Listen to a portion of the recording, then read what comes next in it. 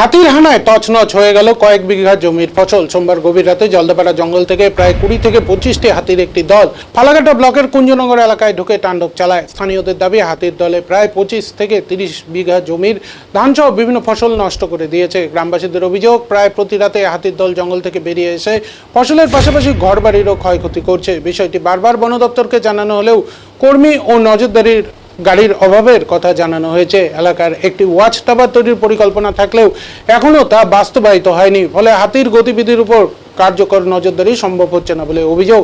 ক্ষতিগ্রস্ত কৃষকদের দাবি, দ্রুত ক্ষতিপূরণ দেওয়ার পাশাপাশি এলাকায় নিয়মিত নজরদারি ব্যবস্থা করতে হবে এবং প্রতিশ্রুত ওয়াচ টাওয়ারের নির্মাণ দ্রুত শেষ করতে হবে। বন দপ্তর সূত্রে জানানো হয়েছে, সরকারি নিয়ম মেনে আবেদন করলে ক্ষতিগ্রস্তদের ক্ষতিপূরণ দেওয়া হবে।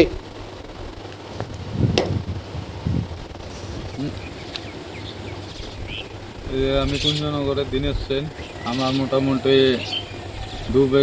দু বিঘার মতন গ্যারাসার, 2 বিঘা পটল, আমার সাথে সাথে সুবোধ সরকারের 2 বিঘার মতন পটল এবং ঝিঙ্গা 1 বিঘার মতন, সুশান্ত ঘোষের 2-2.5 বিঘা ঝিঙ্গা। কাল গত রাত্রে হাতির তাণ্ডব চালায়। এই হাতির তাণ্ডবে আমাদের যে ক্যাম্প আছে বা কুঞ্জনগর বিটে, সেখানে কোনো স্টাফ নেই এবং এদের কোনো গাড়িও বলে দেয়নি গভর্নমেন্ট থেকে। তো এরা ঠিক মতন ডিউটি করছে না।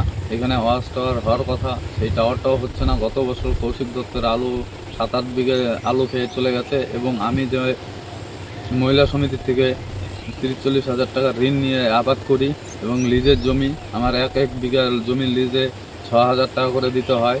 এই আজকে যে সর্বনাশ হয়ে গেছে, এর জন্য প্রশাসনিক কাছে আমার বিনীত অনুরোধ, আমার যেন পুনরায় এই ক্ষতিপূরণের ব্যবস্থা করে এবং সাথে সাথে ওয়াচ টাওয়ারটার ব্যবস্থা করলে এখানে পার্শ্ববর্তী যে কৃষকরা আছে, কৃষিকাজ করে শান্তি পাবে।